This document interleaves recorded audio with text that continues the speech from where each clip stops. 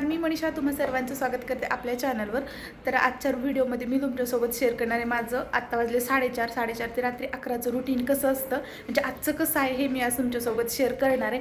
तर आत्ता वाजलेत 4:30 आणि 4:30 म्हणजे 4 वाजता जे आहे ते ऋतूचे पप्पा उठून ते क्लिनिकला निघून जातात आणि त्याच्यानंतर मी उठते आणि ऋतू आणखीन पण झोपलेलंच आहे.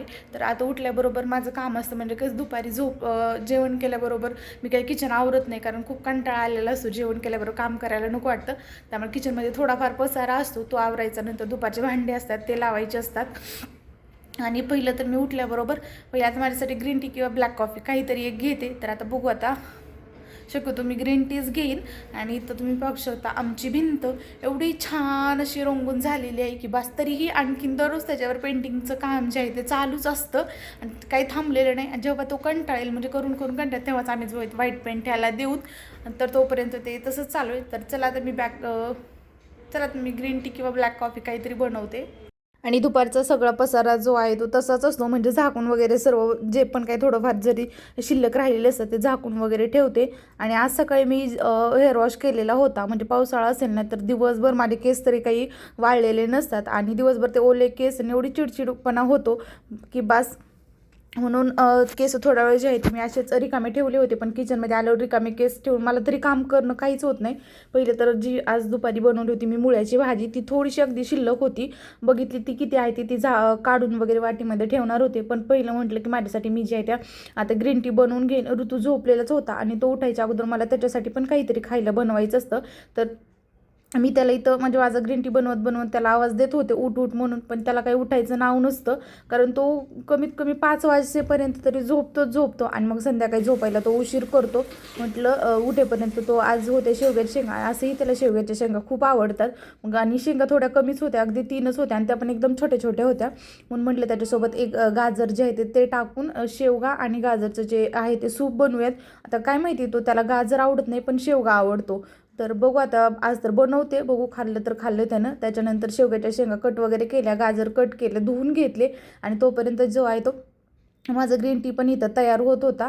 म्हणजे मी अगदी कोमट पाणी करते आणि मग ते ग्रीन टीच्या जी टी बॅग असते त्याच्यामध्ये ओढून जे आहे तो घेते.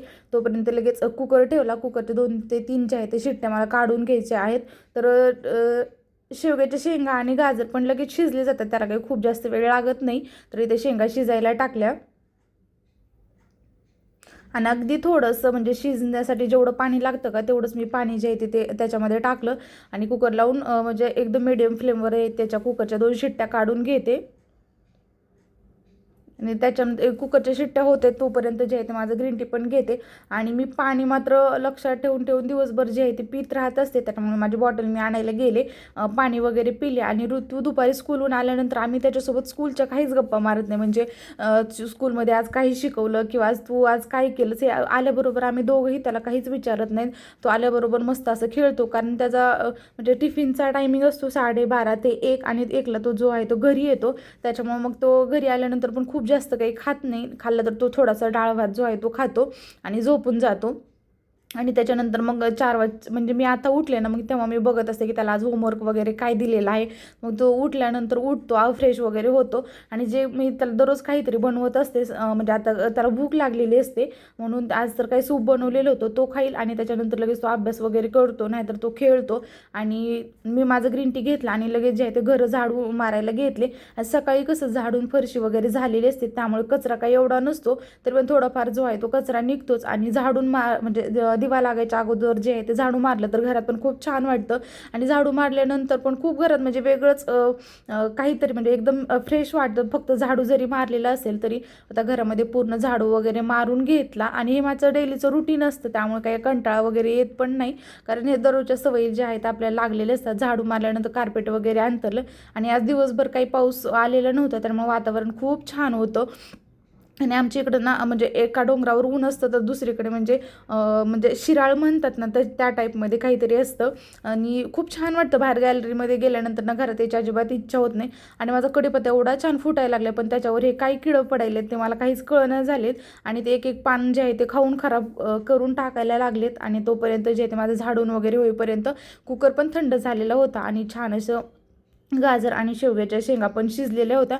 आता माझ्याकडे एक छोटी चाळणी नाही, आता या मोठ्या चाळणी म्हणजे जे पुरण वाटायचे चाळणी त्याच्यामध्येच मी जे आहे ते मॅश करून घेणार आहे. आणि असंही आपण मॅशरने मॅश केलं तर होऊन जातं, पण असं एकदम बारीक जे आहे ते मला मॅश करायचं होतं, तर कारण ते ऋतूसाठी द्यायचं होतं. मग त्यांनी नाही खाल्ला आज, तर हाच माझा आजचा डिनर असणार आहे. आणि खरंच खूप टेस्टी आणि छान लागतं हे सूप. मी खूप वेळा माझ्यासाठी बनवलेलं आहे, पण आज ऋतूसाठी मी पहिल्यांदा बनवते. तसं त्याला शेवग्याचं सूप बनवून देते, पण गाजर आज पहिल्यांदाच टाकले. आणि त्याच्यामुळे पहिलं तर जे आहे ते गाजर म्हणजे पूर्ण मॅश करून घेतले आणि त्याच्यानंतर शेंगाचा सगळा जो आहे तो गर काढून घेतला. तसं तर मी फोडणी कधी म्हणजे त्याच्यासाठी बनवते तेव्हा तुपात बनवते, पण माझं तूप संपलेलं होतं आणि त्याच्यामुळे अगदी थोडंसं तेल आणि त्याच्यामुळे जिरे आणि थोडीशी मोहरीची जी आहे ती फोडणी दिली आणि थोडंसं मीठ टाकलं, तर इथं शेवग्याचं छान असं सूप तयार झालेलं होतं. आणि याच्यामधलं थोडंसं अगदी 2 ते 4 चमचे आहे ते ऋतूने खाल्लं. बाकीचं जे आहे ते मग माझा डिनर करून घेतला त्याच्यामध्येच.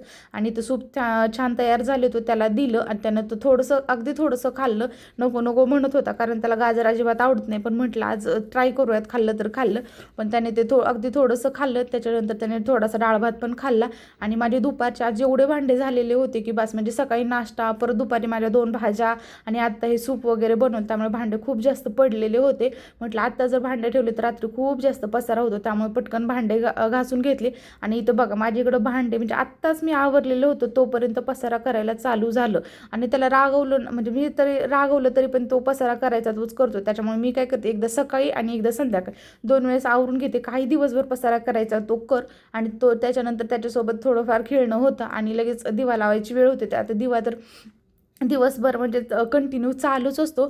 धूप अगरबत्ती वगैरे लावते. आणि मी म्हणजे दररोजचं मी जेव्हाही पूजा करते तो पटकन देवघरामध्ये येतो आणि तो त्याची पूजा म्हणायला बसतो किंवा माझ्यासोबत त्याच्या गप्पा चालू असतं, मम्मा हे काय ते काय छान असं. आणि दररोज त्याला म्हणजे खूप मला कधी कधी माझ्या बाळाचं कौतुक वाटतं की खूप तो असं बघितलं की शिकतो. मुलांना संस्कार हे घरातूनच मिळत असतात, हे तेवढंच खरं पण आहे. आता ती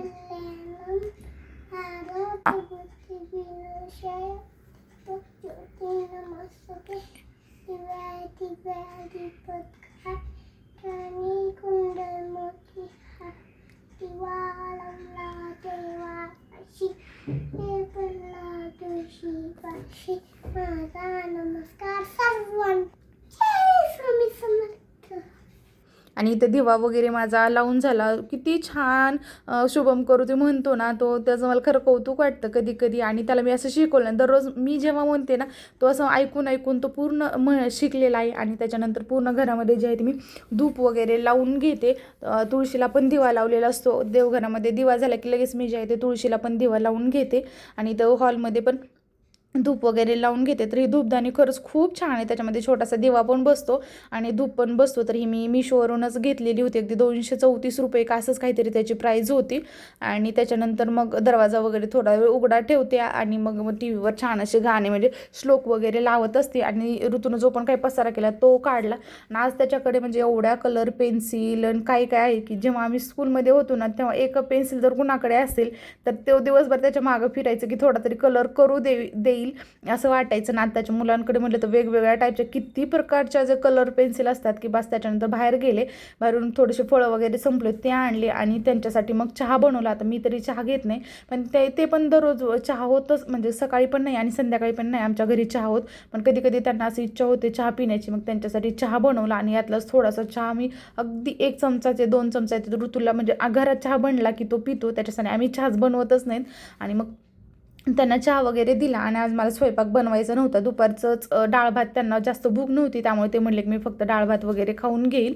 आणि मग फळं वगैरे लगेच जागच्या जागी ठेवलं. ऋतूचा अभ्यास घेतला आणि लगेच मग जे आहे ते माझं संध्याकाळचं क्लिनिंगचं जे रुटीन असतं ते चालू झालं. तर सगळ्या फळं वगैरे मी एका टोपलीमध्ये काढून ठेवले. तर मी फ्रीजमध्ये कधीच ठेवत नाही आणि माझं फ्रीज एवढं लहान आहे की ते भाज्या ठेवायलाच पुरत नाही, त्यामुळे फळं वगैरे मी तर वरतीच ठेवते. आणि वरतीच ठेवल्यावर कसं होतं की लक्षात पण राहतं की आपल्याला खायचं वगैरे आहेत म्हणून.